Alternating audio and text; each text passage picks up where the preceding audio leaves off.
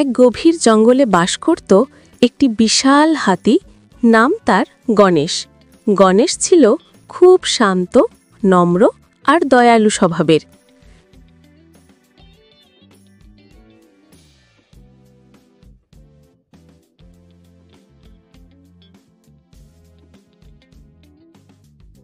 একই জঙ্গলে বাস করত এক বুদ্ধিমান ভাল্লুক, নাম ভল্লু। ভল্লু খুব চতুর ছিল, কিন্তু তার নাগালের বাইরে থাকা ফল বা মধু সংগ্রহ করতে বেশ কষ্ট হতো।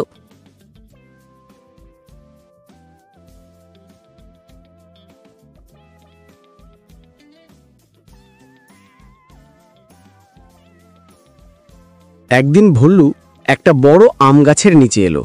সে দেখল গাছটা পাকা রসালো আমে ভরে আছে, কিন্তু যতই চেষ্টা করুক না কেন গাছের আমগুলো তার নাগালের বাইরে।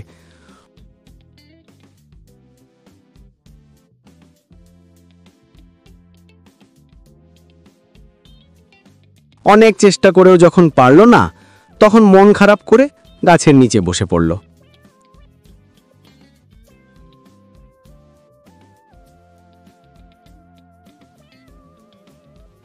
ঠিক তখনই সেই পথে যাচ্ছিল গণেশ হাতি। ভল্লুর মুখে দুঃখের ছায়া দেখে গণেশ থেমে গেল।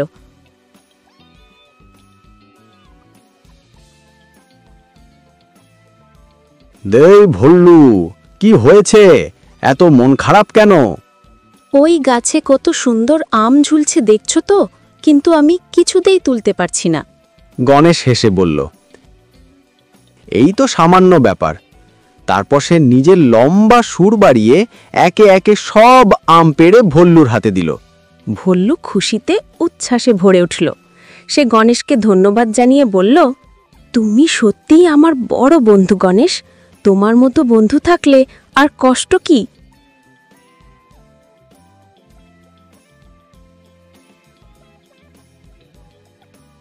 এর কিছুদিন পর একদিন তারা দুজনে নদীর ধারে বেড়াতে গিয়েছিল। হঠাৎ ভল্লুর চোখ পড়ল নদীর মাঝখানে একটা বিশাল মধুর তাকের দিকে। ভল্লুর চোখ চকচক করে উঠল। সে বলল, আহা, ওই মধুটা যদি একবার খেতে পারতাম। তাহলে চলো, আমার পিঠে চড়ে বসো। গণেশ তার বড় পিঠে ভল্লুকে উঠিয়ে নিল আর ধীরে ধীরে নদী পার হয়ে গেল। ভল্লু নিরাপদে মধু সংগ্রহ করল আর খুশিতে চিৎকার করে উঠল, তুমি না থাকলে আমি এটা কখনো পারতাম না গণেশ। গণেশ মুচকি হেসে বলল, বন্ধুত্ব মানে একে অপরকে সাহায্য করা, তাই না? ভল্লু মাথা নাড়ল। দুজনের চোখে ঝলমল করছিল বন্ধুত্বের আনন্দ। তারপর থেকে গণেশ আর ভল্লু হয়ে গেল সত্যিকারের বন্ধু।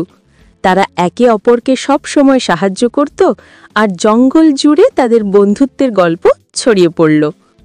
গল্পের নৈতিক শিক্ষা: সত্যিকারের বন্ধুত্বে আকার, শক্তি বা ক্ষমতা কোনো বিষয় নয়। বন্ধুরা একে অপরের দুর্বলতাকে পূরণ করে, এটাই বন্ধুত্বের আসল সৌন্দর্য।